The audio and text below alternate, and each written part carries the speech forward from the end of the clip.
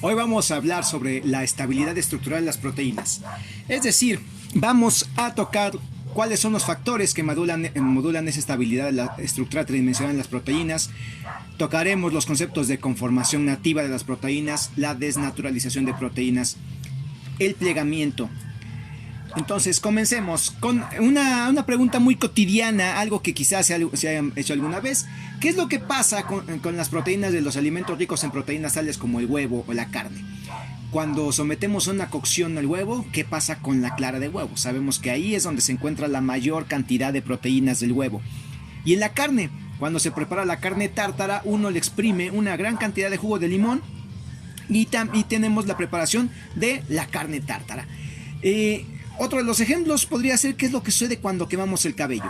Ese es uno de los más extremos, pero vámonos primero a estos dos, el huevo y la carne. Cuando los sometemos a este tipo de tratamientos, uno, alta temperatura, el otro, la adición de ácido cítrico que está presente en el jugo de limón, lo que observamos es un cambio en las propiedades de las proteínas que componen a estos alimentos.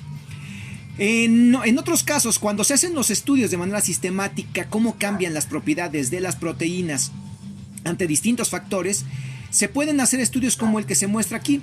En este caso se trata de una preparación de unas proteínas obtenidas de semillas de una planta comestible. Estas proteínas se preparan en una solución y se les somete a un tratamiento en el cual se les va cambiando el pH, que es lo que podemos leer en el eje horizontal. pH desde valores muy ácidos hasta muy alcalinos. Y lo que podemos medir son distintos factores que nos hablan de las propiedades de estas proteínas. Uno de ellos es la solubilidad en ese medio en el cual se preparan las proteínas. Y la solubilidad está medida en términos relativos desde el valor máximo de solubilidad hasta un mínimo teórico de solubilidad. Si leemos la gráfica de izquierda a derecha, vemos que a un pH muy ácido la solubilidad es de apenas un 60%, conforme vamos aumentando el pH, la solubilidad disminuye hasta llegar a un punto mínimo.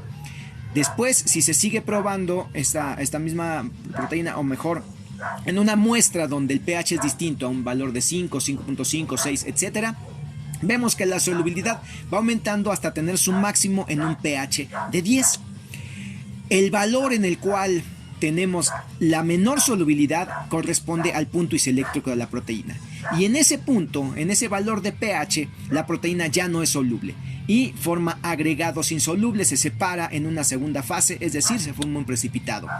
Podemos hacer un estudio similar, un monitoreo de alguna propiedad que se pueda medir de manera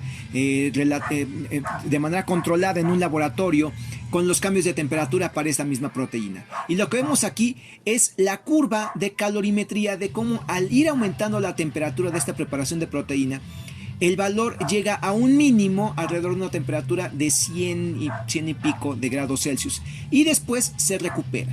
¿Qué es lo que sucede aquí? ¿Qué es lo que se mide aquí? El cambio en la absorción o liberación de calor en un sistema donde está preparada nuestra disolución de proteína. Y ese pico implica que hubo un cambio que alteró la estructura del sistema en el cual tenemos preparada la proteína. En esta técnica, entonces, asumimos que un cambio conformacional está asociado en un cambio de absorción del calor del sistema de registro. De nuevo, esta es una técnica de calorimetría.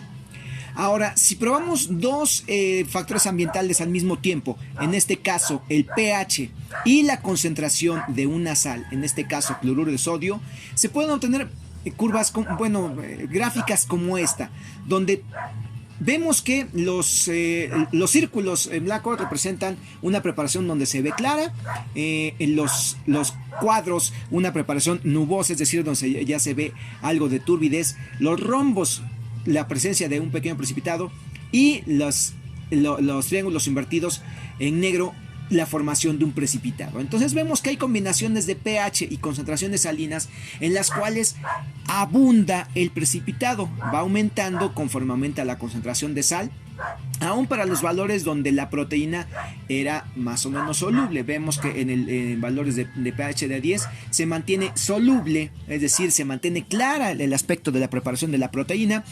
sin que se forme un precipitado, pero a pHs ácidos se forman estos precipitados. Entonces, aquí lo que se observa es una separación de fases. En términos técnicos, así se reconoce la formación de un precipitado, es decir, sale de solución, ya no tiene de qué sostenerse. Y bien, los autores de este trabajo dicen que esto se debe a un efecto de apantallamiento dado por los iones sodio y cloruro. Y esto se ve manifestado como una repulsión electrostática entre las proteínas en las mezclas que se preparan ahí. Y esto debe ser a un debilitamiento que se agrava con el aumento en la concentración de cloruro de sodio. Es decir, no solamente el pH, sino también el cloruro de sodio. Las especies químicas cargadas eléctricamente van a afectar las propiedades de solubilidad de las proteínas. Entonces aquí ya estamos llegando al punto de la definición de cuáles son los agentes desnaturalizantes. Estos son factores que van a provocar o van a causar la desnaturalización de las proteínas, y en estos factores encontramos a la temperatura, variaciones en el pH, la fuerza iónica que tiene que ver con la concentración de sales, la presión osmótica y la presión hidrostática que experimenta el sistema, o la adición de solventes orgánicos. Entre ellos destacan la acetona, xanos, tolueno, pero también distintas sales. Además del cloruro de sodio, hay algunas sales que tienen un efecto aún más marcado y que provocan la desnaturalización de la proteína, como son la urea y el cloruro de guanidino, que son utilizados comúnmente en laboratorio como agentes desnaturalizantes. La formación de precipitados también llega a ser frecuente en estos tratamientos cuando las concentraciones son suficientemente altas. De hecho, no hay un valor único para todas las proteínas, sino que cada proteína va a tener una concentración en la cual es más sensible a la adición de estos solventes, de estas sales o de los cambios de pH. Si el cambio es demasiado brusco, entonces los efectos son irreversibles, es decir, ya es imposible recuperar la estructura de la proteína. Ahora vamos a ver la imagen microscópica que tenemos de qué es lo que sucede durante la cocción.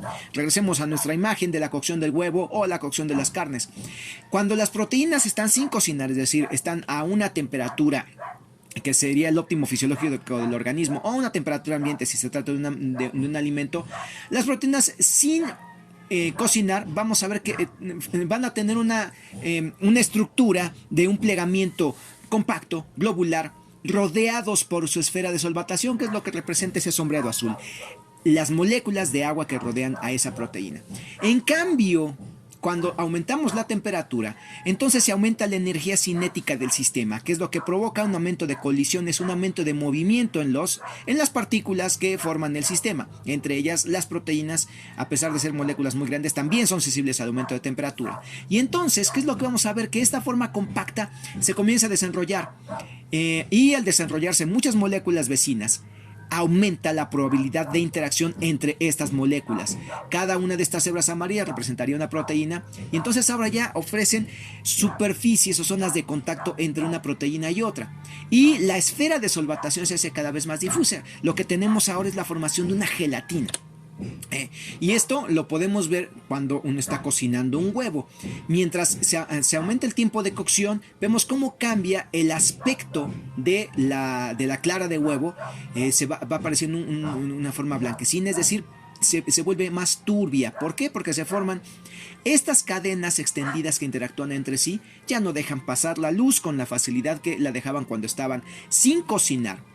Y si esta temperatura persiste durante mucho tiempo, entonces no solamente va a haber una formación que consiste en el desenrollamiento de las cadenas de las proteínas, sino que también va a haber reacciones de oxidación, algunas transformaciones químicas que hacen que el efecto sea permanente, que ya sea irreversible. En este caso, primero hay un desenrollamiento de la proteína y después la oxidación provoca la formación de puentes covalentes entre estas proteínas, entre las cisteínas vecinas, formación de entrecruzamientos que bueno, en inglés se habla de crosslink cuando se habla de esta formación de enlaces covalentes entre cadenas vecinas.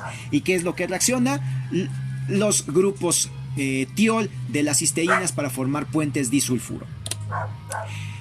Aquí llegamos entonces a nuestro concepto de la desnaturalización de proteínas. Entendemos por desnaturalización como esta pérdida de la estructura tridimensional de la proteína hasta una forma desenrollada y también va acompañada de una pérdida de la función. Se pierde esta estructura tridimensional, que es la que asumimos que es funcional. La cadena se desenrolla y si esta era una proteína globular que tenía al interior de la estructura los residuos hidrofóbicos, después de la desnaturalización quedan expuestos al solvente. En este proceso de desnaturalización asumimos que las cadenas van a pasar por distintos estados conformacionales energéticamente desfavorables hasta que alcanzan una nueva conformación estable en la forma desnaturalizada. Es decir, pasamos de una forma estable, que es la de la proteína, que aquí está etiquetada como proteína normal o la forma normal de la proteína, a una que ya no es funcional. Ambas son estables, quiere decir que ya no van a cambiar su forma de manera importante. Ahora vamos a cambiarle el nombre a esta forma. En lugar de decirle forma normal de la proteína, le vamos a llamar conformación nativa. Y a esta forma, la conformación de la estructura desnaturalizada o desplegada. Aquí vemos que la desnaturalización es provocada por estos agentes desnaturalizantes, que son ácidos o bases, solventes orgánicos, sales y la temperatura. Bajo ciertas condiciones, cuando los cambios de temperatura, cuando la adición de ácidos o bases se puede remover con facilidad, decimos que esto puede ser reversible y se puede lograr una renaturalización, pero no siempre es reversible.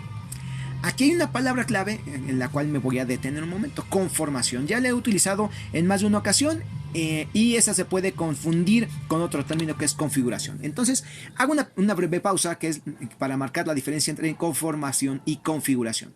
Hablamos de un cambio conformacional cuando se trata de rotaciones alrededor de un enlace que une dos átomos distintos. Es una modificación en la estructura, es decir, sí se altera la estructura tridimensional de la molécula, pero es solamente un movimiento de rotación. Aquí es lo que podemos ver, que el grupo hidroxilo cambia de posición, este hidrógeno, con respecto al grupo metilo de este etanol, pero sin que se rompa el enlace covalente. El giro puede ser incluso de 180 grados o de menos si es que los grupos funcionales no chocan. Pero puede haber otros cambios en las moléculas que requieren el rompimiento de un enlace covalente y volver a formarlo. Esto nos da dos tipos de isómeros. Son isómeros que este tipo de isómeros reciben el nombre de enantiómeros. Son imágenes especulares entre sí, pero no son superponibles. ¿Qué quiere decir que no sean superponibles? Vamos a poner atención en la estructura de la L-alanina con la de la D-alanina, que son aminoácidos. Este es uno de los aminoácidos que forma parte de la estructura de las proteínas, y este no está presente en la estructura de las proteínas. La única diferencia entre la L-alanina y la D-alanina es la posición relativa que guardan los grupos funcionales. Aquí podemos ver que el metilo está hacia el plano, orientado hacia nosotros, y el hidrógeno está hacia atrás con respecto a el carbono alfa. Y aquí tenemos el caso contrario: el hidrógeno está hacia adelante, el metilo está hacia atrás. Para que este cambio se pueda dar, hay que romper estos enlaces covalentes y volverlos a unir. Este cambio ya no es reversible por un mecanismo sin intervención de algún agente que rompa el enlace covalente. Se llama cambios en la configuración porque aquí implican cambios en la distribución de electrones alrededor de los enlaces. Aquí es simplemente una rotación. Hay un cambio en la disposición de grupos funcionales sin rompimiento de enlace covalente en los cambios conformacionales, pero cuando alteramos la distribución de los electrones y los enlaces covalentes, hablamos de cambios en configuración. Ahora bien, regresemos a nuestro tema que nos trata, que es la desnaturalización. Pero ¿qué podemos aprender a partir de la desnaturalización de proteínas, ya sea por un proceso de cocción o preparación de alimentos con el cual estamos familiarizados, para entender sobre la estructura misma de las proteínas y el proceso que conduce a la forma funcional de las proteínas? Esta respuesta fue atacada por Amundsen en la década de los 60, realizando experimentos con una proteína que es una enzima llamada ribonucleasa A o RNasa A. Esta proteína es una proteína monomérica que, cuando se somete a calentamiento, mantiene su actividad, es muy resistente a calentamiento. Entonces es necesario utilizar otro tipo de agentes desnaturalizantes para que pierda actividad esta enzima. Y en este caso lo que eligió Anfinsen para trabajar fueron una combinación de urea y beta-mercaptoetanol o 2-mercaptoetanol. Cuando se utilizan estos dos agentes al mismo tiempo, entonces la conformación nativa se pierde, se llega a un estado desnaturalizado de la proteína, donde está desenrollado, y esta forma es inactiva. Pero si se hace un tratamiento en el cual se remueve la urea y el beta-mercaptoetanol y se deja reposar suficiente tiempo, entonces se logra restablecer la conformación nativa y vuelve a ser activa la proteína. En cambio, si se quita la urea pero no se quita el beta-mercaptoetanol en un tiempo, se deja que se reestructure la proteína y después primero se remueve el beta-mercaptoetanol, pero se deja la urea y se deja que se vuelvan a formar los puentes disulfuro, se vuelve a adquirir una estructura tridimensional, pero esta no es funcional. ¿Qué es lo que tiene esta enzima en particular? Bueno, aquí están marcados estos círculos amarillos, marcan las posiciones relativas de los residuos de cisteína en la estructura de la proteína. Estos residuos de cisteína forman puentes disulfuro en la conformación nativa. Regresemos a este esquema. Vemos aquí en amarillo los 4 puentes disulfuro que se forman en la estructura tridimensional de la RNasa A. Pero la adición de un agente reductor va a romper estos puentes disulfuro y la urea rompe las interacciones entre las cadenas, entre las regiones vecinas de la cadena polipeptídica de la RNasa. Si se quita el agente reductor, entonces quiere decir que permitimos que se vuelvan a formar los enlaces covalentes azufre-azufre para formar los puentes de sulfuro, pero la probabilidad de que se forme de nuevo la estructura tridimensional nativa y funcional son bajas. Se puede, en lugar de que se una la cisteína 1 con la 2, la 3 con la 4 y así sucesivamente, hay muchas posibilidades. En cambio, si se permite primero remover el agente reductor y después el desnaturalizante, se puede recuperar la proteína. Pero aquí hay algo. La presencia del agente desnaturalizante sin el agente reductor da una recuperación del 1% de actividad, lo cual se esperaría de formación de enlaces disulfuro al azar. No se restablecía por completo y además es un proceso muy lento que abarcaba más de un día para lograr este restablecimiento de la estructura nativa, y eso condujo a otro descubrimiento muy interesante. Pero estos experimentos por sí mismos nos conducen a una enseñanza muy importante de cómo se logra la estructura tridimensional de las proteínas. Vamos a ver primero las conclusiones del experimento de Anfinsen. En primer lugar, las proteínas que tienen puentes disulfuro tienen una mayor estabilidad estructural. La conformación nativa de una proteína es estructura tridimensional muy precisa, donde el orden en el cual están dispuestas cada una de los patrones ordenados de la proteína, de estos módulos estructurales, son los que permiten esa funcionalidad. No cualquier par de puentes disulfuro va a conducirnos a una proteína que tenga una actividad como la que se observaba in vitro antes del tratamiento. Aquí viene una de las conclusiones más importantes de los experimentos de Anfinsen, y es que existe una relación entre la secuencia de aminoácidos, es decir, entre la estructura primaria de la proteína y la estructura terciaria de la proteína. Y esta es una de las conclusiones más aventuradas del trabajo de Anfinsen. La leo. Suponiendo que solamente una enzima plegada de la forma apropiada puede ser catalíticamente activa, la recuperación de la actividad demostró que la cadena polipeptídica contiene toda la información necesaria para dictar la estructura plegada. Esto se convirtió en una especie de dogma. Solo basta la información de la secuencia de aminoácidos para determinar la estructura tridimensional de una proteína. Pero vamos a ver que esto tiene muchas excepciones y tiene varios inconvenientes.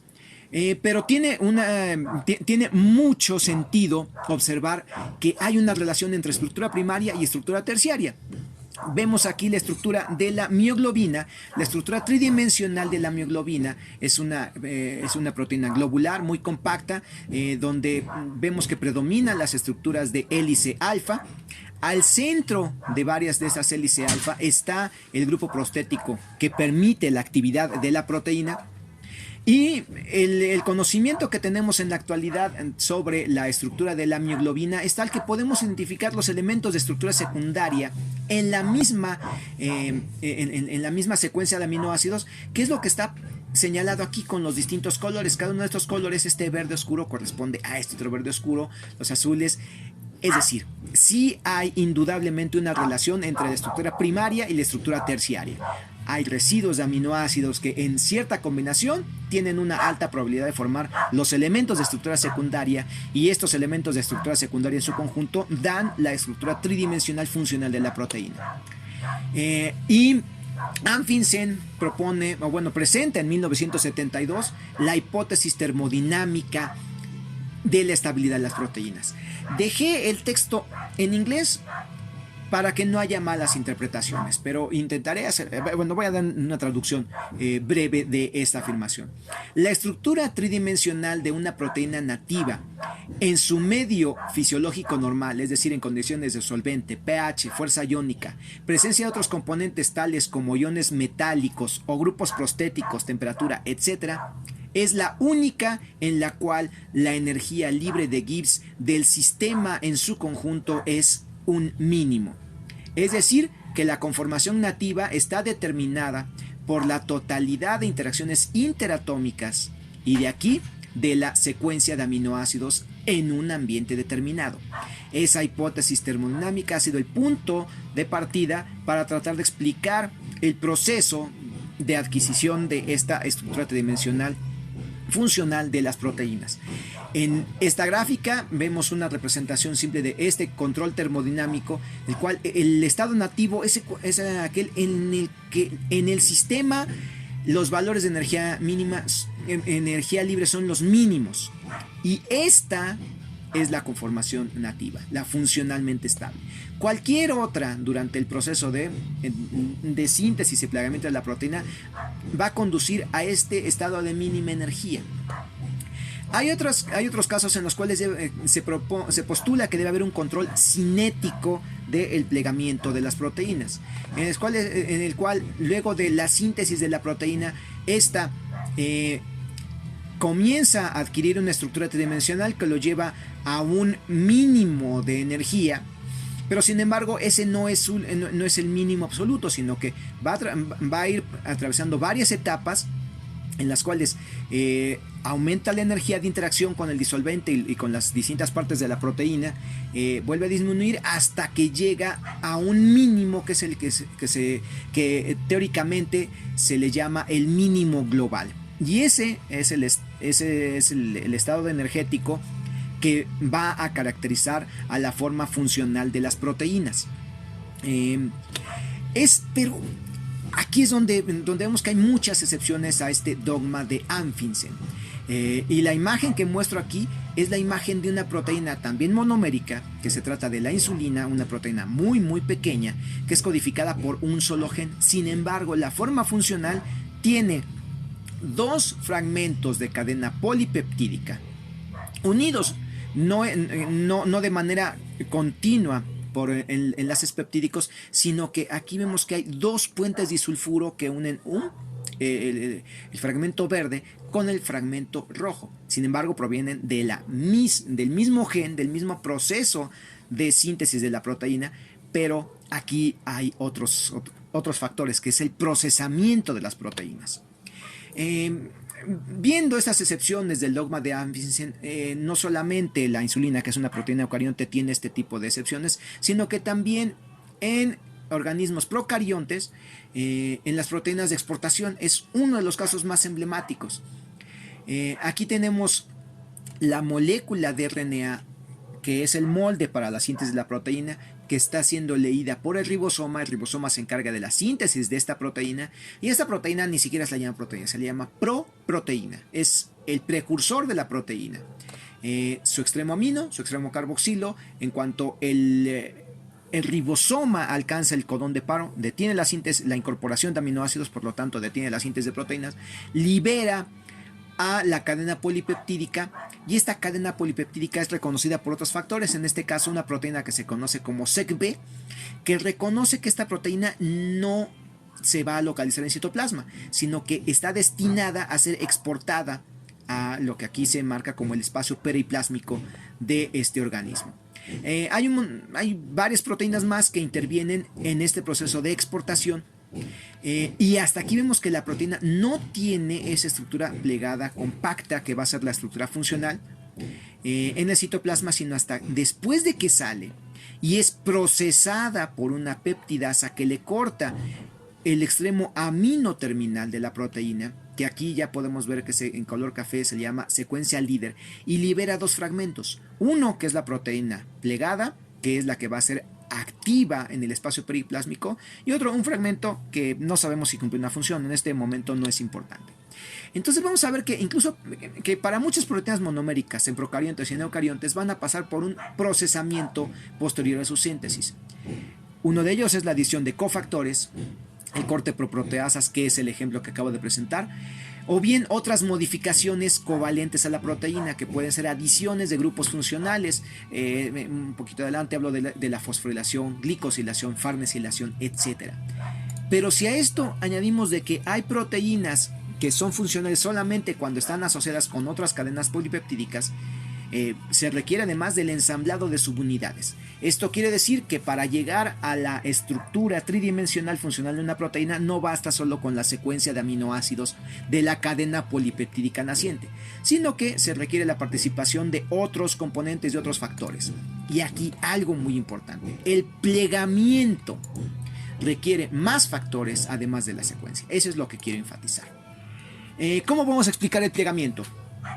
Bien, los estudios más recientes nos hacen ver de que las proteínas quizás en algún momento posterior a su síntesis están como polipéptidos desenrollados que pueden estar en distintas conformaciones. Sin embargo, todas esas conformaciones son inestables y hay alguna combinación de factores termodinámicos en el ambiente, en el medio en el cual se encuentran en la célula, ya sea en el citoplasma o en algún otro compartimento, por los cuales poco a poco van adquiriendo cambios conformacionales hasta que se llega a esta estructura de mínima energía, que es la proteína completamente plegada.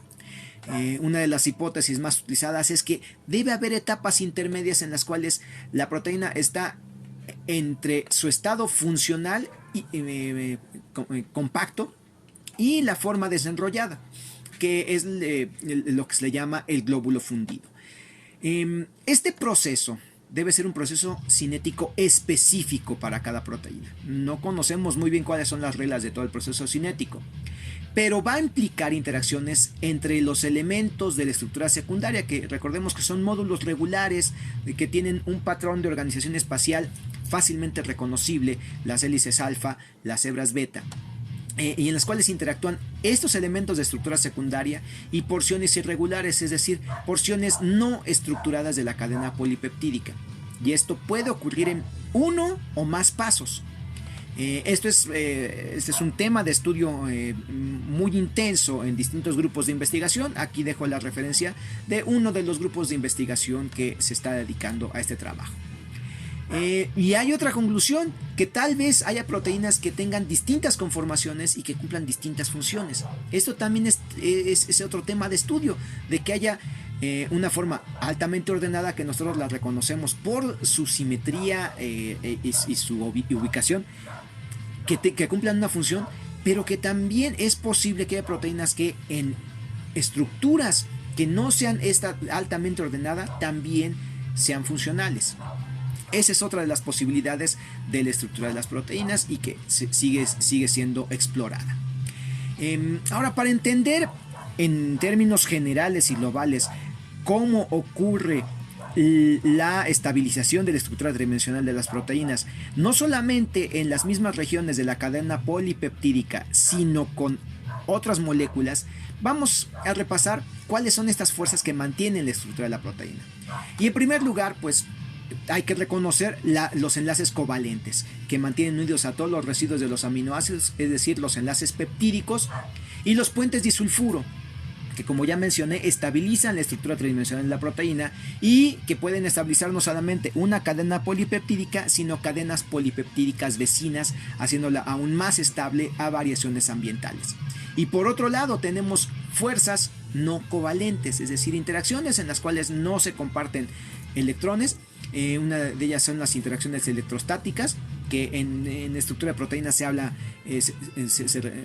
mucho del puente salino, puentes de hidrógeno, fuerzas de Van der Waals y el efecto hidrofóbico.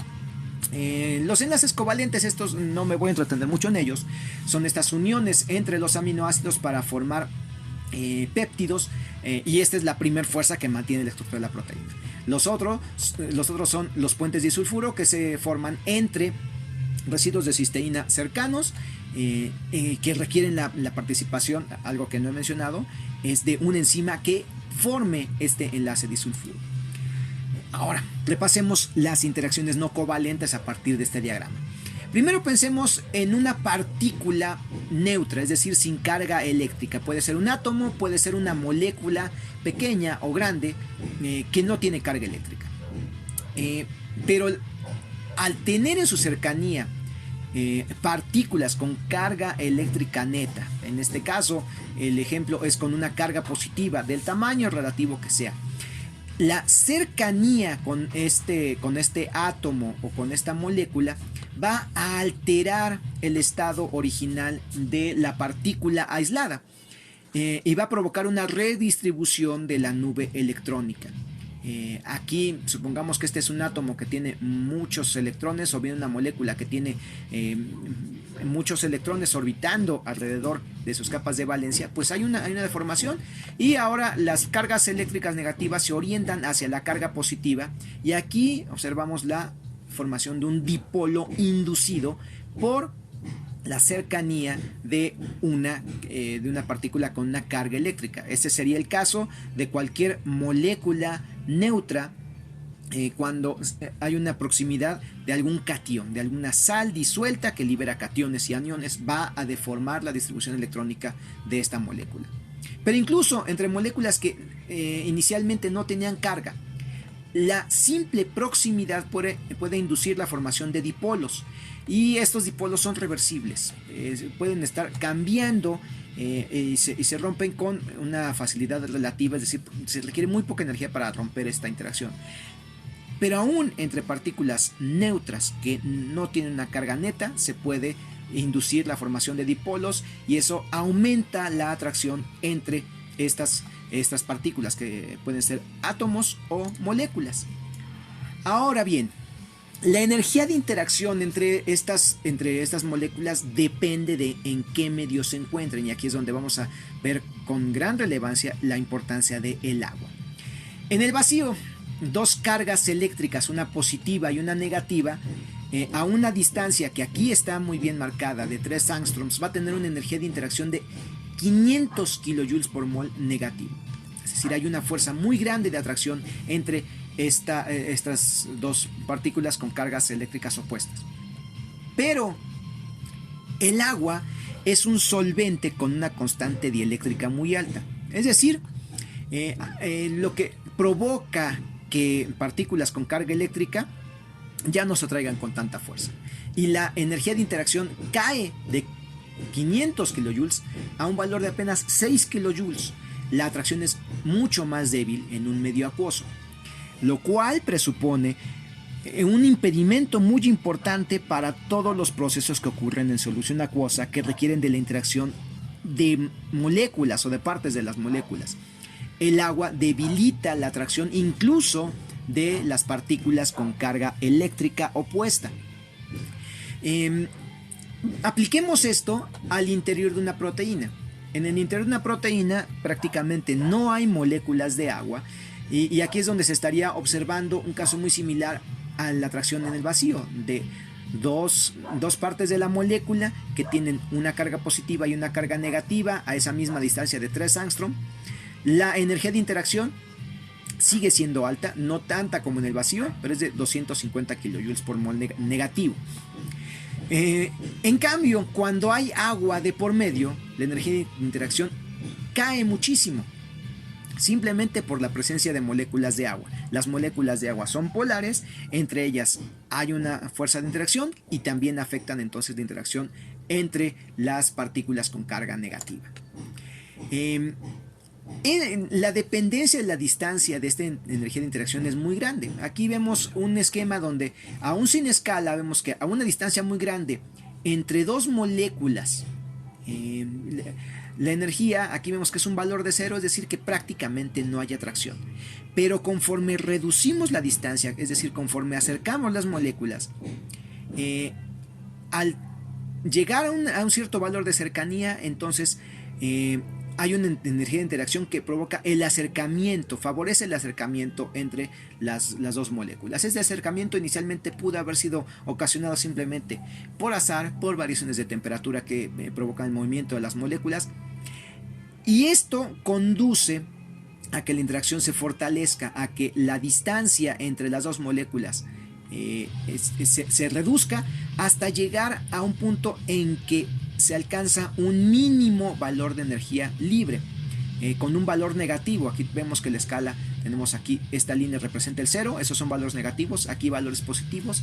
Aquí un valor negativo significa que es favorable, está favorecido, se acercan estas moléculas.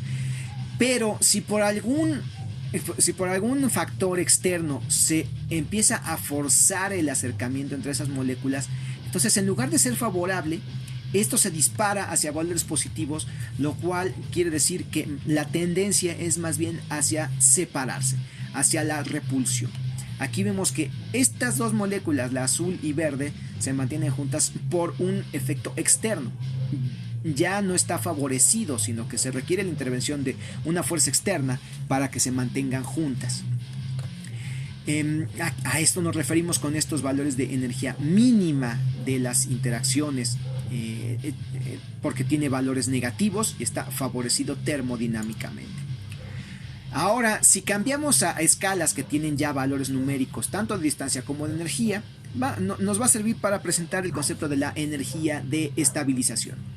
Y aquí podemos leer que a una distancia óptima, que va a depender del tamaño de cada molécula, la cantidad de energía es menor que cuando las partículas están separadas. Esto ya es obvio. Al acercarse, se favorece que no solamente se mantenga cerca las moléculas, sino que se unan.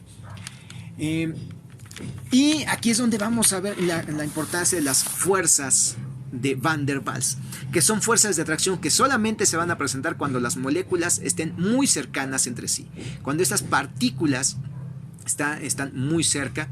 Y aquí en el diagrama vemos que a una distancia grande no hay fuerza de atracción, esto está en 0, pero cuando se acercan lo suficiente, cuando se tiene esa distancia óptima, entonces estas fuerzas de Van der Waals favorecen la unión entre estas dos partículas.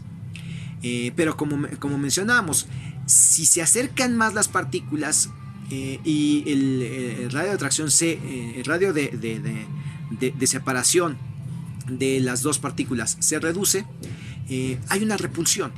Y ahorita vamos a ver por qué. Esta línea punteada representa a dónde está la suma de los radios de Van der Waals. Es decir, la distancia óptima dije que dependía de cada molécula. ¿De qué depende? Pues depende de esos radios de Van der Waals. Cada molécula va a tener su propio radio de Van der Waals, que en términos muy generales es la distancia que está entre el núcleo, en el caso de un átomo, entre el núcleo de un átomo y hasta dónde llega la capa de valencia de ese átomo. En el caso de las moléculas, desde la parte más interna de la molécula, en el corazón de la molécula, hasta donde llegan las órbitas de los electrones, donde llega el área de influencia de los electrones orbitando alrededor de la molécula. Si se acerca mucho más, entonces lo que estamos viendo es un sobrelapamiento de las nubes electrónicas, lo cual va a originar una repulsión. Y aquí hay una última afirmación. La atracción de Van der Waals es muy sensible a la temperatura. La temperatura, cuando hablamos de temperatura ambiente, hablamos de valores que están entre 20 grados Celsius y 25 grados Celsius. Esta temperatura está asociada a una cierta energía cinética, es decir, al movimiento de moléculas en el medio circundante, y este movimiento favorece que haya colisiones entre las moléculas. Pues bien, esta temperatura tiene asociada una energía que se llama energía térmica, que aquí está, thermal energy. A temperatura ambiente esto ocasiona variaciones en energía que están alrededor de 2.5 kilojoules por mol a menos 2.5 kilojoules por mol. Aquí está oscilando las colisiones, la energía térmica varía entre estos dos valores. Ahora vemos que la fuerza de atracción entre dos moléculas no polares o dos átomos sin carga eléctrica tiene un valor de energía de estabilización menor a las variaciones de energía térmica. Entonces, basta con subir un poquitito la temperatura o estar en esos valores de temperatura para que esta interacción se rompa. Sin embargo, esto es válido para un solo par de una molécula pequeña con otra molécula pequeña. Pero si se trata de una molécula grande que ofrece una superficie de interacción muy grande, entonces va a ser más resistente a las variaciones de energía térmica. Por lo cual es muy importante esta variación. Ahora veamos las distancias. Para átomos pequeños las distancias son más o menos de 2.5 a 3 angstroms. Aquí solamente para darnos una idea de las magnitudes, la longitud de un enlace covalente está entre 1 y 2 angstroms. Entonces esto nos permite darnos una idea un poco más general de cuáles son estas distancias de la suma de los radios de Van der Waals. En este esquema, una distancia de 10 angstroms, la atracción por fuerzas de Van der Waals es sumamente débil, es muy débil. Pero ahí estamos en el umbral. Si se acercan un poco estas dos partículas, entonces vamos a tener una atracción muy fuerte de Van der Waals. Pero si se acercan mucho más, vemos que hay un balance. Entre más se acercan, se tiende más a fuerzas repulsivas, porque hay una interpenetración de las capas electrónicas exteriores, y eso es lo que va a causar la repulsión. Pero ¿qué pasa con las otras fuerzas de atracción intermolecular? Aquí vimos el caso de las fuerzas de Van der Waals. Aquí están radios de Van der Waals. En el otro extremo tenemos la atracción entre partículas cargadas que tienen una carga eléctrica opuesta, es decir, para un par iónico, y vemos que el valor mínimo de la energía de estabilización es bastante grande, menos 20 kilojoules por mol.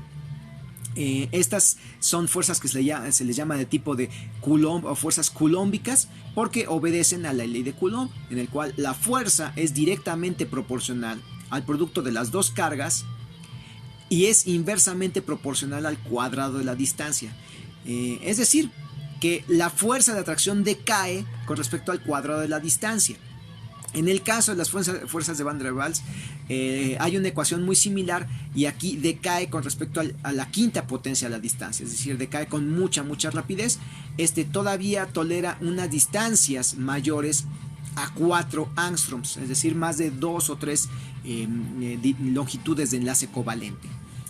Y en la escala intermedia vemos uno de los dipolos más importantes, que es el puente de hidrógeno, el cual va a tener una energía de estabilización alrededor de menos 10 kilojoules por mol a una distancia bastante corta, y que va a contribuir a la estabilidad de las moléculas en las partes internas propias de su propia cadena, y también con otras moléculas. Los puentes de hidrógeno entonces son muy importantes, pero todas estas interacciones juegan un papel en la estabilización de la estructura de las proteínas entre sí y con otros.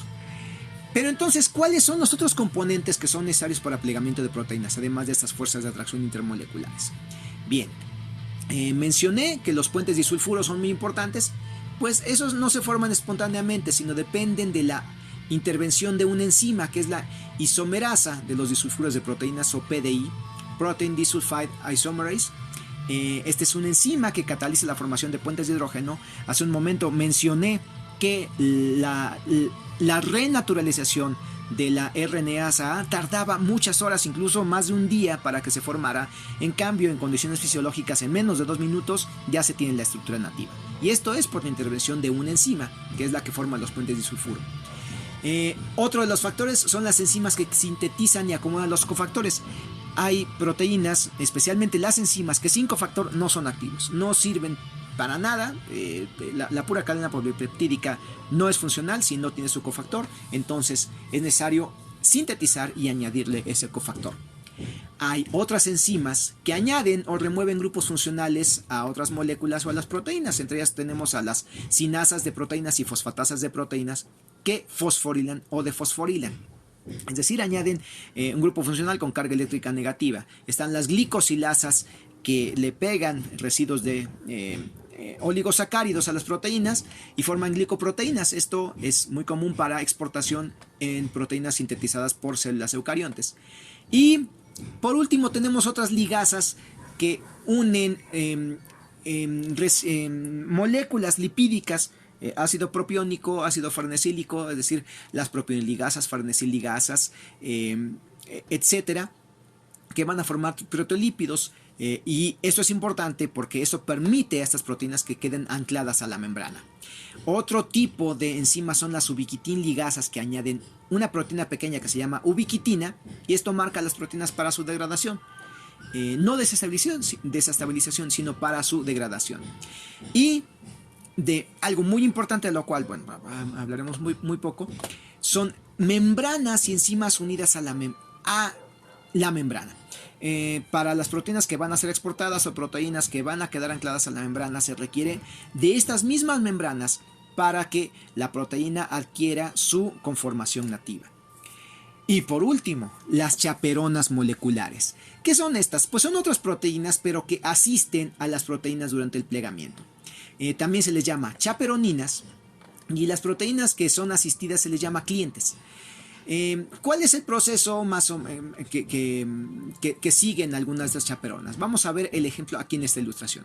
Aquí vemos el ribosoma, el RNA mensajero, se está sintetizando la cadena polipeptídica, y la cadena polipeptídica naciente es el cliente para la unión de una chaperona, que en este caso en Escherichia coli, una de las más estudiadas, es una proteína llamada como DNAK, que se une a la cadena polipeptídica sin plegarse. La cadena naciente la sostiene, contribuye a su plegamiento y da la proteína funcional, o bien la transfiere a otra de las chaperonas más importantes en células procarientas, que es la chaperona GROEL y GROES. Esta es una enzima bastante interesante porque tiene una estructura de barril hueco, donde el péptido naciente se introduce.